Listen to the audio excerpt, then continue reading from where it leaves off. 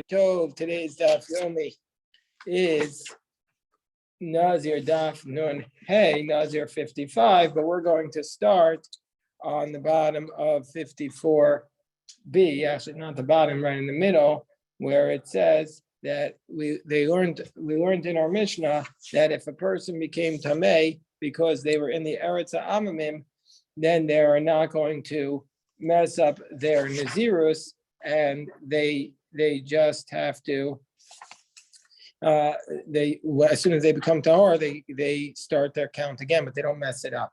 So our Mishnah tells, so the Gemara on 54b asks the question, why do you become tamei if you're in Eretz Amim? Eretz Amim is the land outside of Israel. Why is it you're tamei if you go outside the land of Israel? Ibayu Eretz Amim. Why are you tamei? Mishum avira gazra leha. Do they make it say that it's tamei because it's just a decree because of the airspace? Meaning to say the rabbis didn't want you leaving the land. Rabbis said we don't want you ever leaving the land of Israel. So when you go outside, you're going to become tamei. So the rabbis say that that's why you're tamei because you left the airspace of the land of Israel.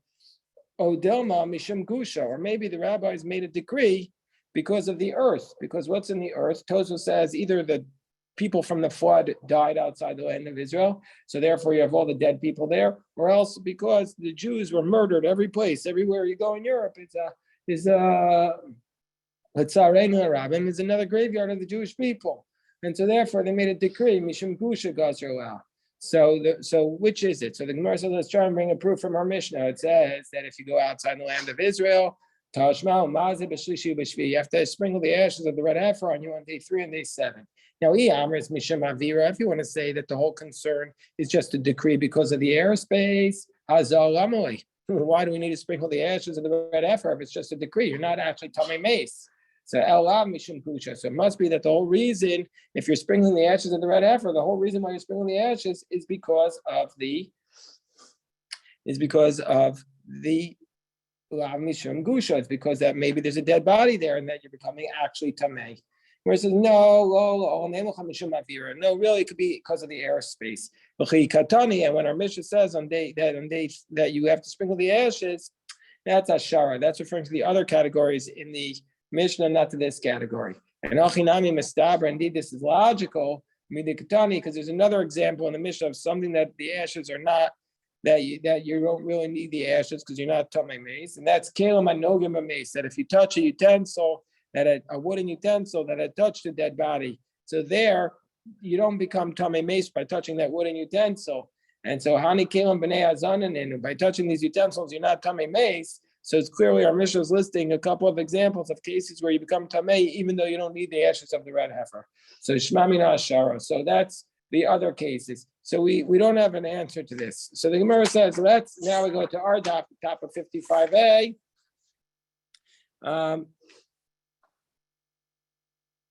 So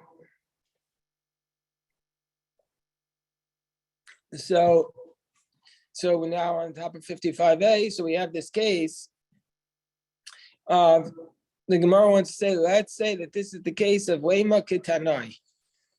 Let's say you go into the land of the nations, you go outside the land of Israel, and you're going in a box. You're going in an enclosed box.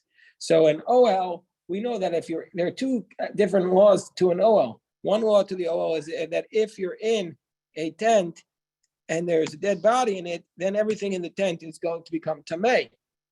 But let's say you're in a tent and the tent is not mekabel tumah. It's like from a material that's not mekabel tumah. And the thing about the stuff we use for svach on Pesach, those are things on sukkah, those are things that are not mekabel tumah. So you're in a tent like that, then it will interrupt the tumah. So let's say you're going to go in this shida tevel migdal and something that's not mekabel tumah. So then, if you go into the land of the nations in this box, Rebbe says you're going to become tamei. Rabbi Yossi Bar Yehuda says you're going to become tahor. So why does Rebbe say you're tamei? It must be he's saying, my love, Rebbe savar misham avira. Rebbe says, why are you tamei? Because we don't care that you're not going to be able to get to the tumah of the earth because you're getting the tumah of the airspace. So it must be that Rebbe says the tumah is from the airspace, and the Rabbi Yossi Bar Yehuda savar mishum gusha, and Rabbi Yossi Bar Yehuda must be in the position that no, the reason why you're not tamei is because the whole reason why you have tumah outside the land of Israel is because of the dead bodies that we assume maybe were buried there, and so therefore they weren't careful about the graves, and so therefore, since you're in a box, you're preventing the tumah from getting to you. Gemara says, so therefore, it must be Rabbi Yosef Bar Yehuda Savar Mishum Gusha. So Gemara says, no, it's not necessarily Machokas Tanaim. It could be Dekuli Alma Mishum Gusha. Both, even Rabbi who says you're Tamei, in the box, he could still say that the source of Tumah is the dead bodies there.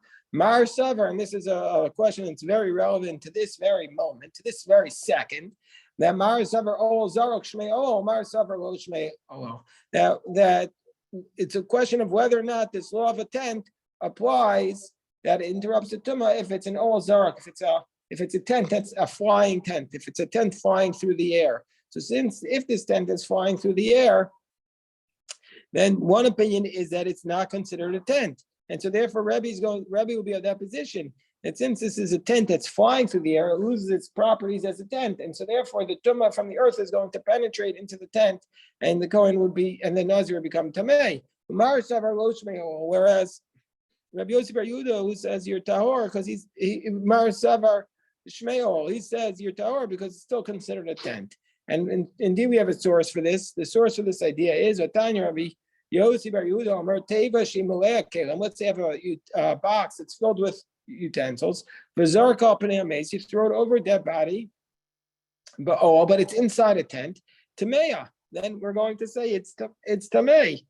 So this seems to be against what Rabbi Yosef Bar Yehuda is saying, because Tahora, he says if it was placed on the ground, it would be Tahora, but if it's flying through the air, it's Tameya. So we see from here Rabbi Yosef Bar Yehuda is saying that an Ol Zarok is not an Ol. So you can't say that he argues with Rabbi about that. Anyway, it seems to be from our Gemara, everybody's of the position that an Ol Zarok, that the tent that's flying through the air, is not an Ol. So this is relevant because let's say you're in an airplane and you're a Kohen and you're going over a cemetery, and let's say you're going to say that the airplane is made out of metal. It's not made out of, someone would say an airplane is made out of aluminum, which is a different type of metal, and therefore it's not Mekabel Tumah, so it's working to block the tent, but to block the Tumah. But even if you're going to say it's not Mekabel Tumah and it's an OL, it's still a problem because everybody here is on the position Ol Zarek is Lav Shmei Ol. It's not considered an Ol. And so therefore, if you're in a plane going over a cemetery where Jews are buried, it would seem to be a major problem. That's what the poskim say, that there's a lot of concern about this Shaila. So the Kohen has to be careful about this. And if you're a Kohen, you have to investigate this question. That's why in Israel, I think they work to change the flight so they don't go over the cemeteries directly. But it's not a simple shaila. And also on the airplane itself, that's why they recommend to Kohanim that they fly all the way from Newark Airport, so that they're not taking the planes to Israel. That the ones from JFK usually have the bodies in them, the mace in those planes. So therefore, the Kohen should go from Newark. That's what they say. Okay, or differently, but not a LL from JFK is what they say. Okay, so the Gemara says El Dekuli Alma Mishum Avira. So we're going to say even Rabbi Yosef Bar Yehuda says your tar is going to say that the problem with that if you're in a box when you go into the land of, I had a question. I see here in my notes from 7.5 years ago when I studied this Masechta. I said, how can we say an Ol Zarok is not an OL? That if it's a moving tent, it's not an OL. What about the case they used to bring the children? We learned this in the beginning of Yoma. We learned this in Sukkah, that they would bring the child down to prepare the paraduma. They would put him on an ox, and the ox would have boards on the side of it to prevent the tumah from going up. But it's an Ol Zarok, so that wouldn't do anything. I have this here in my notes 7.5 years ago. 7.5 years later, I still didn't answer that question. So I'm going to look into it. Okay, it must be that maybe that's ongoing going to the position that says Ol Zarok is still going to be considered an Ol, not like our sugya. Okay, so by saying everybody must say that the concern is because of the airspace. If that's the case, why is Rabbi Yosef Bar Yehuda saying you're tahar? Mar Savar, keeping the Shlicha will go to Be'Rabbanan. So Rabbi Yosef Bar Yehuda is on the position, since it's not common to go in a box, Therefore, the Rabbanon were not gozer. The Rabbanon didn't make a decree because it's not a common case, or the decrees are only about common cases. If it's not a common case, the Rabbanon are not going to make such a decree.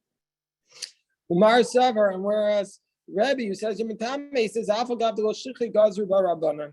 Even though it's not a common case, the Rabbanon did make a decree. And the Gemara says, indeed, I'll prove to you, Vatanya, I'll prove to you that there's a distinction about that Rabbi Yossi Bar Yehuda is going to make this decree only in a common case, because it says in the Brayz, when you go outside the land of Israel, that if you go into outside the land of Israel in a box, you're tahor, because the rabbis are not making the decree in that situation. But these are common cases, a wagon, a ship, or a boat. That is a common case, and so therefore the decree was on that. So therefore you're going to say it's tameh. Where is this the case of the Askaria? So Tosos cites the case from Tainis Chafal from Ad Aleph. Remember this case that Ilfa Tola Navshe Baskaria the Makusa. Ilfa basically went out onto the mast of the boat, and he said, test me, you can ask me any question. If I get this right, if I don't get it right, I'm going to fall off the boat and die. So remember that case from Tainus Chaf Aleph Amid Aleph, that Ilfa and Rabbi Yochanan were going out to study, and Rabbi Yochanan heard the sound of the angel, and he went back to the base measure. She said, I need to study. But Ilfa was a businessman who still knew a lot of Torah. Alternative answer, how do we explain this dispute? Why does Rabbi say you're Matame if you go in the box into the Eretz Am, and Rabbi Yossi Bar Yehuda says you're Tar?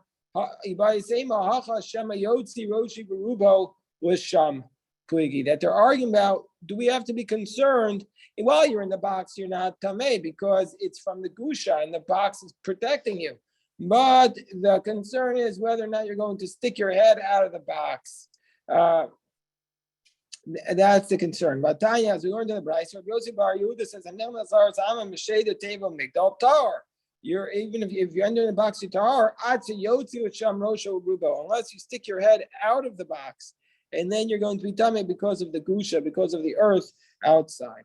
Okay, so that's the Gemara about the Oel Zarak. What I love about this Gemara, sometimes people read a Gemara and we say, oh, okay, what does this have to do? These rabbis are talking about far-fetched situations. Here they're talking about a flying tent, an Oel Zarak, a flying tent. And they write about this 2,000 years ago, and now we have a flying tent. We have an airplane as a flying tent. So we have exactly they anticipated the shilos that we're going to have today. Okay, so now we said in our Mishnah, after the next piece of the Gemara, our Mishnah said that the days that a Nazir counts are going to be considered, they don't count towards his Nazirus, but immediately when he finishes those days, then we're going to say he resumes his count. What are these days these are called the Yemei Gamro, Yemei Safro of the Nazirus. What's the Yemei Gamro? So the Yemei Gamro, just remember this background because it's going to be with us for the next couple of days, which are some tricky days of the Daf Yomi coming up the next few days. And then God willing, in around a week, maybe in around 11 days when we finish this tractate, then we're going to start Sota, which is much significantly easier. So anybody who's a firstborn, I recommend that you wait until Erev Pesach to complete Nazir so that you can make a siyum and you don't have to fast on Erev Pesach. Yemei Gamro are the days that he's an actual Mitzorah. So what does that mean? After the Kohen decided that he was a Mitzorah, that he has one of the marks on him that makes him a leper, then he's called a Mitzorah Muchlat. And so therefore he has to count 7 days. And then there's also Yemei Safra. These are the 7 days after he goes through his 7 days of counting and he shaves his body, then goes into the camp, and then he has to count another 7 days where he stays. Even though he's in the camp, he has to stay outside of his tent.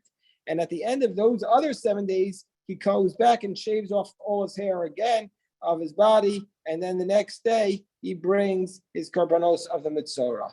So after, he doesn't lose his Nazirus counting, but he stops his counting and he resumes it after he finishes.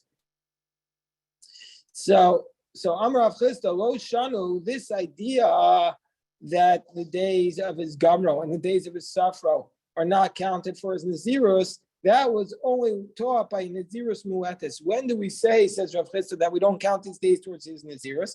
That's only when it was a minimum Nazirus period of 30 days. That since the Kohen is going to shave him at the end of his Gamro, at the end of his first 7 days, and at the end of his Safro, so therefore we're going to see that under those circumstances, on day 30, he's not going to have enough hair. We need Gidul Seir. We need his hair to grow for at least 30 days. And so therefore he can't do it. And so therefore, since he can't cut his hair, he's going to have to count another until he gets to 30 days. Of a Nazirus Merula, but if he accepted upon himself a longer period of Nazirus, and so therefore, even after he cuts his hair off his body as part of his Yemei Gomro and Yemei Safro, Mislak Nami Salkinway, then they're going to count. Meaning to say, Rav Chisda is saying it's almost like a technical reason.